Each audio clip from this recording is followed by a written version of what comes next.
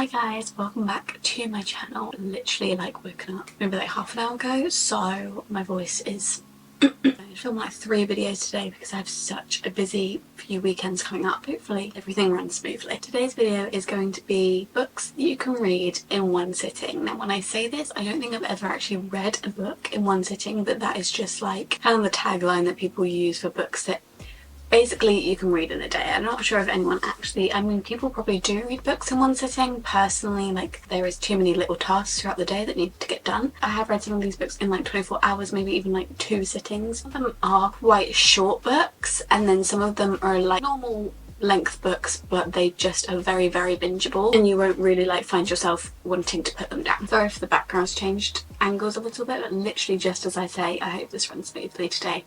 My card is full. A list here of books. Some of them are on my Kindle, some of them I have physically in front of me. The first one I have is Half a Soul by Olivia Atwater. I should have probably got the page count up for all of them. Hang on. This one is a very, very quick read. It is, but I believe under 300 pages anyway. 321 pages. The actual story might be under 300 pages. I don't think it's actually a one-off fantasy. I thought when I read it, it was going to be a one-off fantasy, and I'm not interested in it enough to continue. I gave it 3 stars, but you could just read it as a standalone fantasy. It's nothing amazing, but it is fun. So basically we have, one thing about me is I'm going to forget the character's name. Theodora. She had an incident when she was younger where half her soul got taken to the fairy realms, and so there is half of her soul lives there, and she basically half of a person, so she struggles to feel emotion like normal people.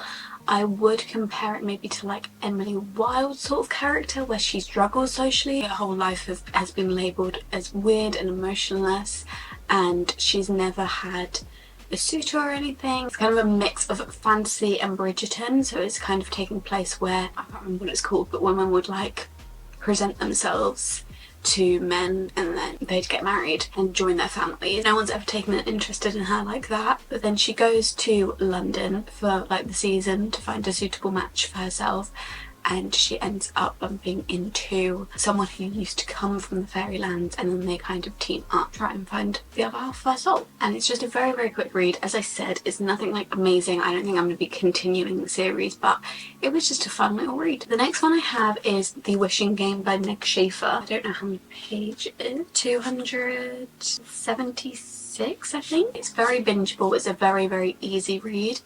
And this one basically follows Lucy, who works in this primary school, and she has this boy in this primary school who struggles with his home life, and Lucy has a very close connection to him, and Lucy really wants to adopt him, but she just doesn't have the funds to, and she's been saving and saving and saving to be able to adopt him. And then one day the author of their favourite book series announces that he's going to write one last book. There's going to be a competition to win the book on his island. Basically, if you win the book, you can do whatever you want to it. You can sell it to a publisher for loads of money, and then she'd be set and she could adopt him.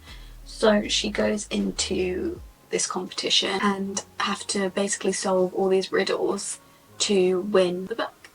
And there is a little bit of a love interest in it. It's just very sweet. It's a very heartwarming book, it says on the back, and I think that's definitely true. It's got a bit of found family in there, it's got a bit of romance in there. It's just a very, very sweet book. I wouldn't describe it as a fantasy. This was in the fantasy section when I bought it, but the only fantasy part I'd really say is the books that the author writes are fantasy, but nothing really in this is fantasy. Obviously it's a bit extravagant and it wouldn't happen in real life, but there's no fantasy elements in the actual book. Okay, next I have Anatomy. This is by Dana Schwartz, and this one is another fantasy. I don't know how long it is. It's not the shortest book in the world. It's 330-ish pages, but the writing is semi-large. It's a very easy story to follow. Follow Hazel, who has always wanted to be a surgeon more than she wants to marry. So she wants to study to be a surgeon, but in this time, I think it's set in the 1800s. Yeah, 1817.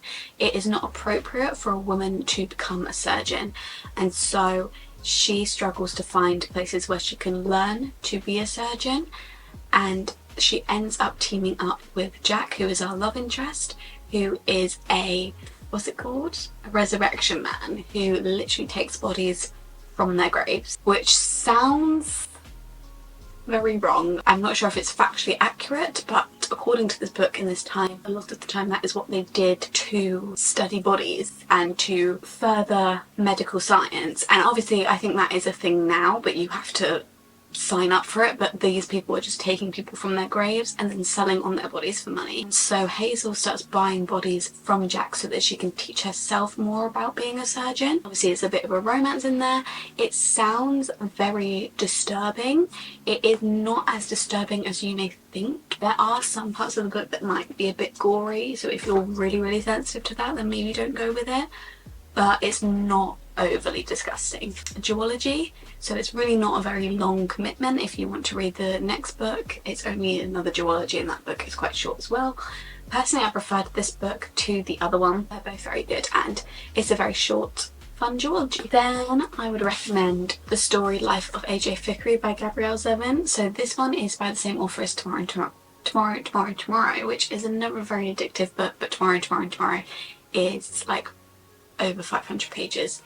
This one is maybe just on 300 pages, but the writing in this one is very spaced out. So it was a very quick read. This one follows our main character AJ. I don't know why why did I have to read what his name was? It's literally the title of the book. Owns a bookshop and he has felt a little bit lost in life, and one day outside his bookshop there is a baby and he ends up having to take this baby in, and it's basically how that changes his life forever and changes his outlook on life and changes just everything really. Their relationship that you see grow from this is a very beautiful one, and it's just a very heartwarming, emotional story. Not as much as Tomorrow, but obviously this one's a lot shorter. It gives you less time to be attached to the characters, but I did enjoy it nevertheless. Then I have 5 Survive by Holly Jackson.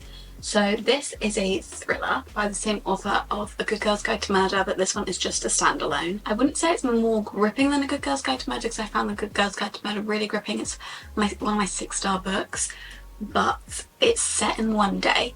So I feel like when a book is set in one day, it kind of makes you want to read it more in one sitting. So it has like timestamps throughout the book. This one's like 5 AM and then at the end of it only 5 survive when there are 6 people in the friendship group, so you're kind of trying to figure out A, what's happening, and B, who's going to be the one to die. Basically this group of friends, they go on a little road trip in their RV. Their RV breaks down and then all of a sudden someone starts shooting at their RV. Very nail biting because it's a mystery and you're also trying to figure out who's going to die, and you suspect everyone in this book, in this RV. It's quite creepy, I'm not gonna lie. I wouldn't read this too late at night. I was kind of scared, but I really enjoyed this one. Yeah, I read it very quickly. Next, this is one I have on my Kindle, but that is You Deserve Each Other by Sarah Hogle. This one is one of my favourite romances. I just absolutely love it, and I definitely did devour this one. I don't know how long it is. Let me have a quick check. A very different concept for a romance because the couple is already together when the book starts, and that is just a concept that you don't see very often in romance books. Usually it's how the couple meets, they're like meet cute, and then how they get together. But this one, they're already together at the start. 368 pages, but they're struggling with their marriage, and not their marriage actually, they're not even married yet. They get engaged and they're struggling with their engagement, and they end up both of them wanting to call it off, but neither one of them wants to be the one to say it. I think there's something about like the deposit for the wedding that if the other person calls it off then they'll have to pay it or something like that. They just want to save face and they want the other person to be the one to call it off. And so they start pulling like pranks and really trying to get under each other's skin and annoy the other person into calling the wedding off. And obviously in the end they don't actually call the wedding off, it's a romance, but it's just very funny seeing like the lengths they go to try and push the other to call off the wedding, and it's a very different concept for romance, and I really enjoyed it. The final one I have is another romance, and this one is by Ashley Poston, and this is The 7 Year Slit. So I think any of Ashley Poston's books could be read in one sitting. To be fair, they are very bingeable. This one is 325 pages, so it's quite short. The writing isn't too small, and it's just a very easy story to get to grips with. Again, her writing is very easy to understand. This one is a romance, but it has a tiny bit of magical realism in there. So the magical realism is basically this apartment that our main character Clementine gets given by her aunt, I think, when she passes away. She goes into the apartment one day and there is a man in there, and she's like, why is there a man in my apartment, and then he's like, well, I live here. You basically figure out eventually that this car park what, this apartment is going back in time 7 years, and so at that time 7 years ago he did live there, and then when she goes back out the apartment it's back in the present again. And it's not all the time when she goes in the apartment that it's back 7 years, but every now and then she'll go back to her apartment and this man will be there.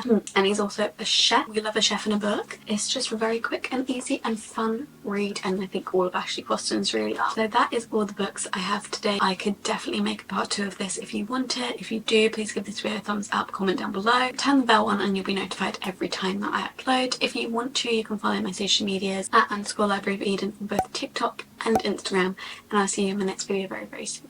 Bye!